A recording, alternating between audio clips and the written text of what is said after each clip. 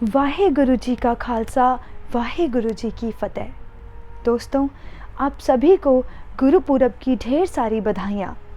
वाहेगुरु जी हम सब के घर परिवारों पर मेहर बख्शे और हमें उन तक आने का रास्ता दिखाएं।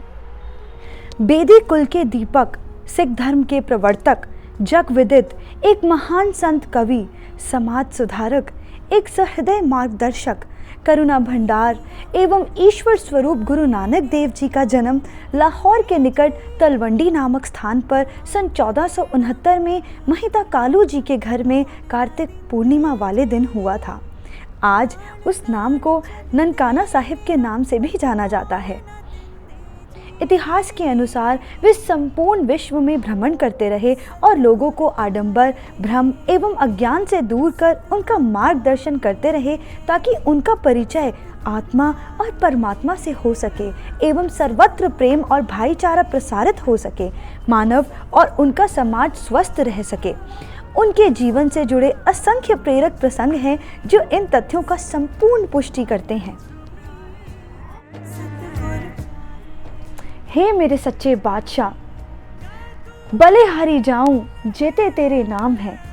तेरे जितने भी नाम हैं वो हम सब इंसानों से बनाए हुए हैं। तेरा खुद का कोई भी नाम नहीं है।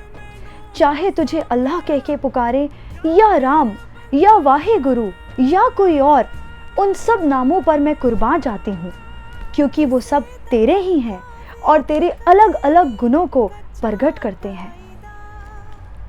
गुरु नानक देव जी ने हमें जिंदगी को बहुत ही सरल तरीके से चलना सिखाया, सार्वभौमिक भाईचारे के साथ जीना सिखाया, क्योंकि आज लोग धर्म और जाति के नाम पर जगह जगह लड़ रहे हैं और अक्सर वही लोग धर्म और जाति के नाम पर लड़ते हैं जिन्होंने ईश्वर को प्राप्त नहीं किया है। क्योंकि जो ईश्वर को प्राप्त कर चुका है, उसकी भक्ति में, उसके सिमरन में, उसकी इबादत में रम चुका है, वो जानता है कि ईश्वर एक है, सब जगह है, सर्वव्यापक है, हर जीव में है, हर निर्जीव में है और जिंदगी के कण कण में समाया हुआ है। वो लोग धर्म और जाति के नाम पर कभी भी लड़ाई नहीं करते। वो जानते हैं कि वो एक है, उसे सच्चे दिल से पुकारा जाए, उसकी इबादत, उसका सिमरन सच्चे दिल से किया जाए तो वो हर जगह, हर इंसान और हर जिंदगी के कण कण में तुम्हें मिलेगा। जिस तरह सूर्य को हिंदी में सूरज, फारसी में आफताब और अंग्रेजी में सन कहा जाता है, पर सूर्य का काम तो हम सबको प्रकाश देना ही है, उसी प्रकार हर धर्म में ईश्वर को, परमात्मा को अलग अलग नाम से पुकारा जाता है, पर आखिर है तो वो ईश्वर ही, वो एक सबका मालिक जो हमारी जिंदगियों को प्रकाशित करता है, जिसने हमें जन्म दिया है ताकि हम अपने कर्मों के, अपने धर्मों के अनुसार उनको पा सकें, उस एक ईश्वर का नाम जप सकें और अपनी जिंदगियों को प्रकाशित कर सकें। जिस तरह अनेकों नदियां हैं, नदी सरस्वती, यमुना जी, गंगा जी, पर है तो सब में पानी ही, उसी प्रकार ईश्वर के अनेकों रूप हैं, अनेकों नाम से उन्हें पुकारा जाता है, पर है तो वो सबका मालिक एक ही। गुरु नानक देव जी ने जात पात को समाप्त करने और सभी को समान दृष्टि से देखने की दिशा में कदम उठाते हुए लंगर की प्रथा शुरू की थी। एक समय की बात है, गुरु नानक जी के पिता ने उन्हें 20 रुपए दिए और मुनाफे का सौदा कर लाने को कहा। पिता की आज्ञा के अनुसार नानक सौदा लाने निकले। रास्ते में चलते चलते उनकी भेंट एक साधु के समूह से हुई। वे सब बहुत भूखे थे, उन्हें विश्राम की भी जरूरत थी। तब गुरु नानक ने सौदा लेने की रकम उन भूखे साधुओं का पेट भरने में खर्च कर दी और उसके बाद गुरु नानक ने यथासंभव उनकी सेवा भी की। युवा नानक के इस दयालु आचरण से साधुगण अत्यंत प्रसन्न हुए और उन्होंने गुरु नानक को आशीर्वाद दिया।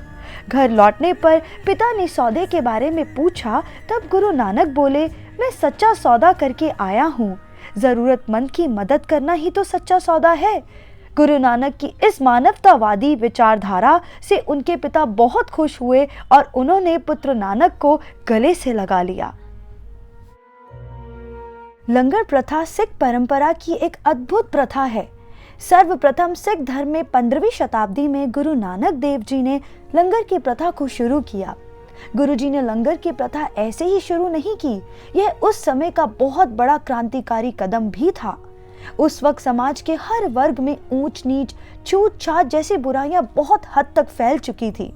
लंगर प्रथा हर समुदाय, हर जाति, हर धर्म, हर वर्ग के लोगों को एक साथ बिठाकर खाना खिलाकर भेदभाव को कम करने की बहुत बड़ी कोशिश है।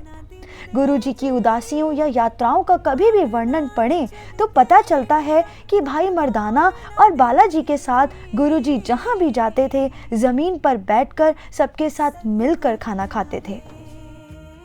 सिख धर्म में लंगर को दो तरह के दृष्टिकोण से देखा जा सकता है। एक तो इसका अर्थ रसोई है, ऐसी रसोई जिसमें बिना जाति धर्म के भेदभाव के हर व्यक्ति बैठकर अपनी भूख मिटा सकता है। दूसरा अर्थ बहुत व्यापक है। उस अर्थ के अनुसार बिना किसी जाति धर्म और वर्ग के भेदभाव के हर व्यक्ति अपनी आत्मा की परमात्मा को पाने के लिए स्वाभाविक चाह और भूख या ज्ञान पाने की इच्छा को मिटा सकता है। लंगर तैयार करने की विधि भी बहुत पवित्र होती है। क्या औरत क्या आदमी सब निस्वार्थ भाव से स्वयं सेवक की तरह लंगर की सेवा में भाग लेते हैं। औरतें बहुत श्रद्धा से शब्द गाती हुई लंगर पकाती हैं। पूरी दुनिया में जहाँ भी सिख बसे हुए हैं, उन्होंने इस लंगर प्रथा को कायम रखा है और हर खुशी के मौके, त्योहार, गुरुपुरब आदि पर लंगर का आयोजन किया जाता है। सो लंगर को पूरी मानवता के लिए गुरु नानक जी का उपहार भी कहा जा सकता है। वो तुम्हें किस रूप में, कब, कहाँ, कैसे मिल जाए, ये तो वही जाने, पर उसे पाने के लिए मन में सच्ची भावना और ईश्वर के प्रति प्रेम होना जरूरी है। एक दूसरे के प्रति प्रेम होना जरूरी है। अगर एक दूसरे के धर्मों के प्रति, एक दूसरे के प्रति मन में घृणा और नफरत होगी तो हम ईश्वर को कभी प्राप्त नहीं कर सकते। और इसी बात से मुझे गुरबानी की एक खूबसूरत सी बानी याद आई है, जो मैं आप सभी से कहना चाहूंगी। सर्व धर्म में श्रेष्ठ धर्म, हर को नाम जप निर्मल करम। अगर हम गुरबानी से पूछते हैं कि धर्मों में श्रेष्ठ धर्म कौन सा है, तो जवाब मिलता है धर्मों में श्रेष्ठ धर्म वही है जो हमें परमात्मा के और भी करीब ले आए, जो हमें उनका नाम जपना सिखाए, जो हमें परमात्मा से जोड़ दे और अच्छे कर्म करना सिखाए। जी हाँ दोस्तों, गुरु नानक देव जी ने कीरत करो, वंड छको और नाम जपो का नारा दिया, जिसका अर्थ है अपने हाथों से मेहनत करो, आपस में मिल बांट कर खाओ, ज़रूरतमंदों की मदद करो और हर कार्य को करते हुए मन ही मन ईश्वर का नाम जपो। जब कोई सेवा करो तो वाहे गुरु का नाम जपो। इससे हमारा काम भी भक्ति बन जाएगा, हमारी सेवा भी भक्ति बन जाएगी और करते करते हमारी जिंदगी भी भक्ति बन जाएगी। इसलिए गुरु नानक देव जी ने कहा है कि ईश्वर को पाने के लिए हमें पहाड़ों में या किसी गुफाओं में जाने की ज़रूरत नहीं है। परिवार में रहते हुए, एक दूसरे की मदद करते हुए, इस समाज में रहते हुए, अपने रोज़मर्रा के कार्य करते हुए ईश्वर से मेल हो सकता है, ईश्वर को पाया जा सकता है।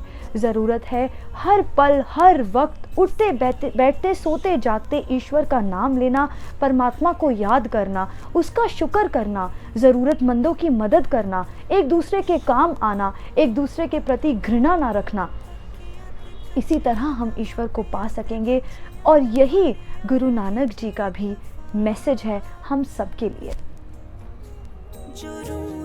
जोड़ देवे तोर तक तोड़ देवे, कदे भी ना मिले ऐसी डाक। पक्कियां ते कच्चियां दा, मापियां ते बच्चियां दा, बने